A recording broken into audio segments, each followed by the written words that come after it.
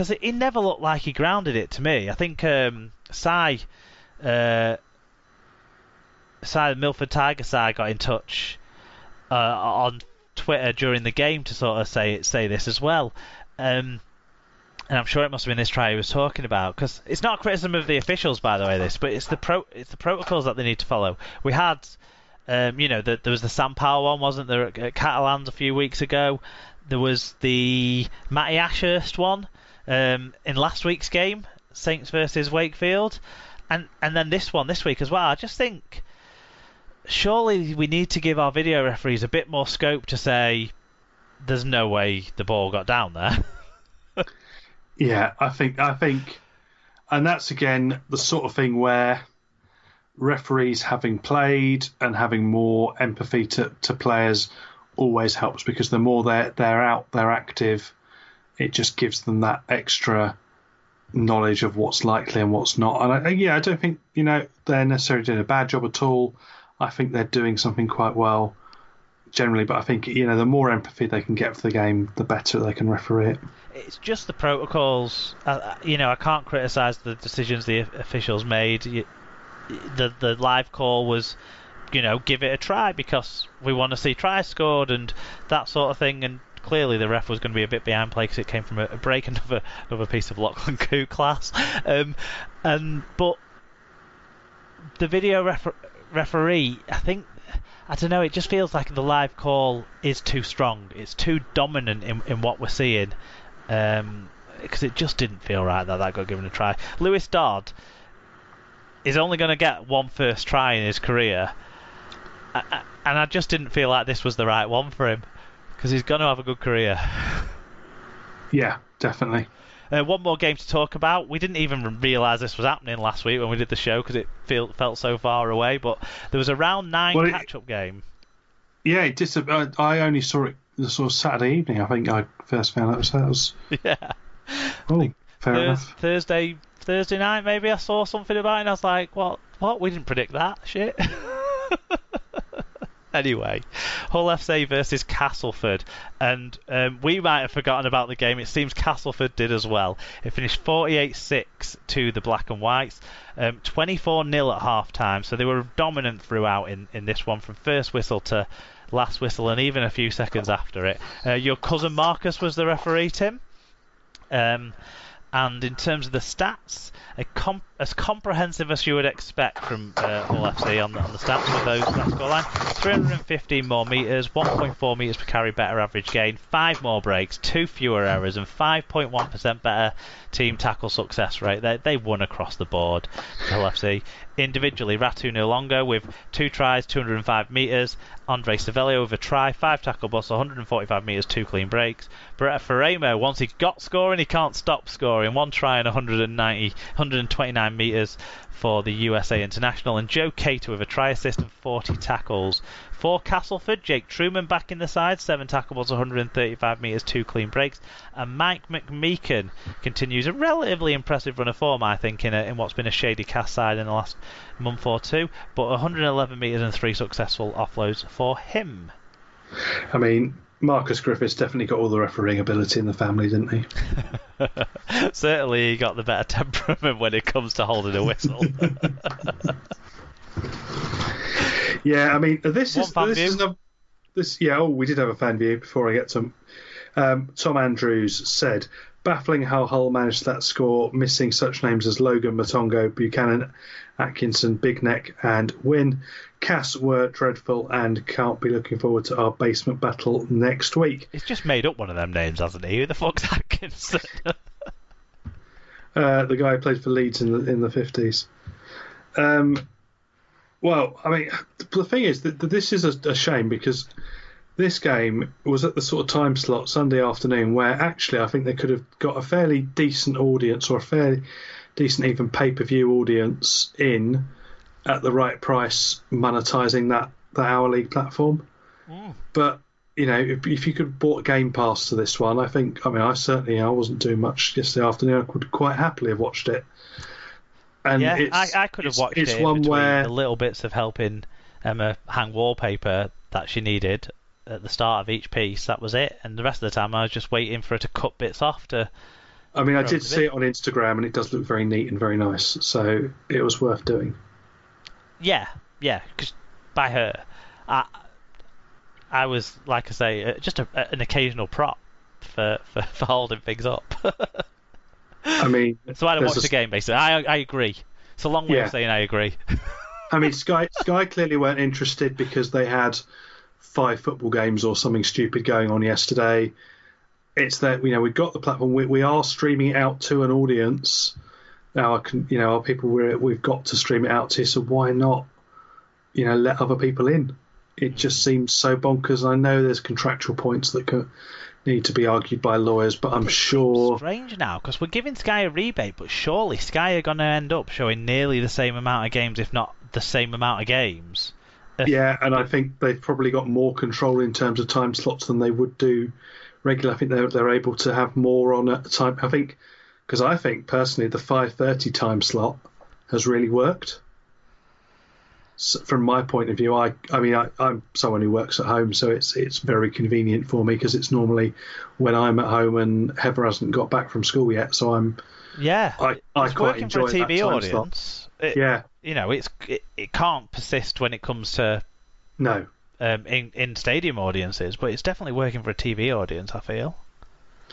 Yeah, I'd be interesting to know how that does numbers wise, because I think it probably does, possibly, certainly as well as a later audience. I think the way they line the fixtures up, they tend to put the more mouth-watering game as the second game, don't they? The one with the names that casual sports fans would recognise. So I think that might balance the two things out. But it'd be interesting to see what, say, a Huddersfield versus Wakefield game at 5:30 does against a Huddersfield versus Wakefield game normally on a Thursday night.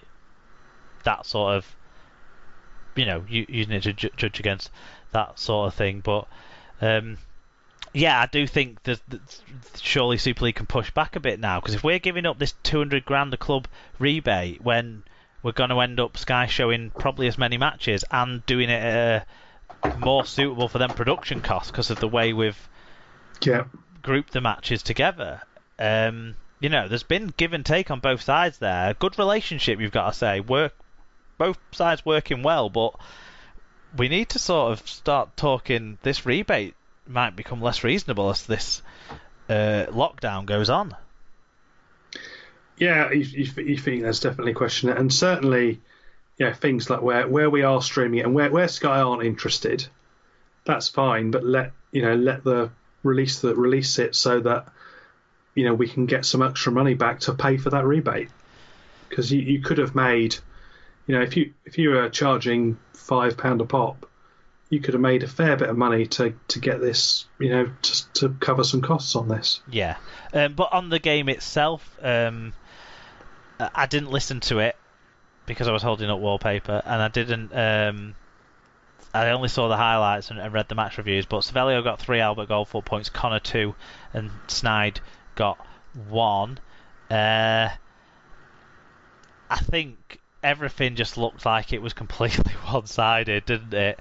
Whilst they needed some skill to score the tries, quite a few of the tries felt uncontested in the way that Hull were able to score them. Really threw me off until the end. The one after the hooter, just as much as sort of Savelio's one early doors. You'd say in a normal year that Cass were already in Ibiza. I don't know where they'll be allowed to go this year, but they're wherever it is. That's for sure. Yeah, wherever it is, they're already there mentally. They've checked out. They've decided, and I think a lot of that comes from the attitude of Pal. I think he's checked out, and you can see that in his reaction. I think, all the fussing and faffing around with referees that's got worse than it is normally, and it starts from a germ of something that's fairly justified, but then it just becomes a broken record, and because he goes there every week, no one takes him seriously, and I think he's projecting that he's not arsed anymore. And therefore, I don't think his players are. Yeah, I mean, it's fair to say that wasn't a factor here in this one. But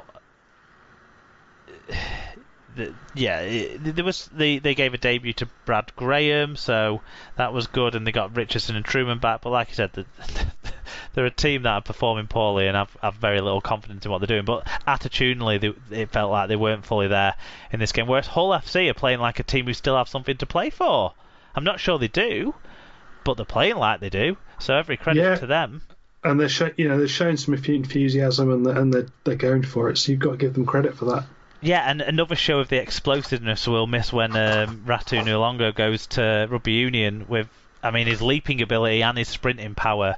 The explosive elasticity in those legs that he's got. With the try that he took where he jumped high to take it, and then he jumped high again, but this time right back at his own end of the field, landed into a sprint straight away and went the length. We've seen him do that once or twice, so that was fantastic from Ratu. Yeah, so I think that wraps up the week for us. Yeah, stat line of the week. I'm going to go a bit weird. And I'm going to give it to Joe Cater, not because of any particular individual performance, but the fact that he made 2 stat roundups this week. And actually, you look at the numbers from his first appearance on the stat roundup, and he got 50 tackles, 11 of which were marker tackles, and no missed tackles, and then 111 metres in that first game against Huddersfield. Then he contributed with a try assist, but more importantly, another 40 tackles, and not many missed tackles actually in that other game as well. So he was probably tackling at over 95% himself this week over 2 games. So that's some effort. And do you know what is really aggravating? Because I can't figure out what the fuck's going on with the fantasy league thing.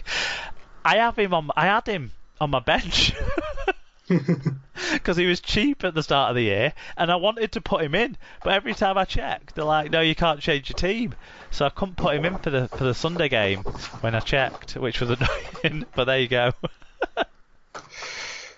There we are then. Player of the week. Wow. We jump back to Wembley, don't we? Really, we revert to I Wembley. Think so. Please. Yeah, I think so, and I think it's Richie Myler for me. I think that was a justified Lance Todd and from a justified effort, and for someone that, like we said at the beginning, someone you can't help but enjoy. Yeah, I can't disagree with Myler for Player of the Week. He won the Lance Todd on the big match, and the highlight of the week was Williams' try. Ratu Nulongo's solo effort was a great try, but this had the team aspect to it and the same outcome of defence into attack. So Williams' try was brilliant. Yeah, my personal highlight was midway through the second half, Wembley, Heather turning around and saying, "Is that guy's name Lot of Hair?" Talking about Lola Haya. And I said, "Well, no, he doesn't have Lot of Hair," but I think she was confusing Lola Haya and Paulie. But that made me laugh a lot. So Lola Haya's not the skinniest half-back in the world, but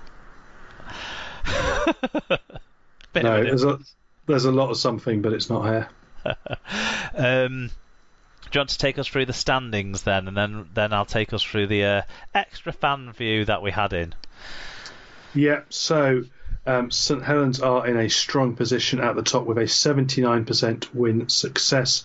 Wigan stay second on 71 after missing the chance to strengthen their position, with Catalan also missing that chance in fourth, joined by third place Warrington on 67%.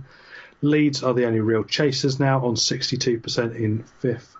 You really want someone to finish on 69, don't you? Hull FC are sixth with an outside chance of the playoffs on 50%, having now played the most games of any side with 16. Huddersfield are 47%, Salford 38, Cass in 9th have 36, Hull KR 21, and Wakefield are scraping along the bottom with a 14% win rate. Yeah, with any rate, whoever finishes on 69 will find a way to have a hooker who's called Wood, and maybe bring Tyler in on loan as well to complete the innuendo riddle for everyone. Tom Andrews got in touch to talk about the postponed match, which we haven't talked about yet this weekend, but of course Wigan versus Catalans was due to happen on Thursday. It didn't go ahead because of more positive COVID results at the Wigan club. that led to COVID protocols saying the training ground had to be shut down, all the players had to be retested, and the test results wouldn't be available until after that match, so they couldn't play that match on Thursday. And Tom Andrews said, well, isn't this convenient? Two teams, two of the most upstanding teams, by the way, I assume that was meant to be in some sort of italics or something, battling for top four, get to keep their percentage intact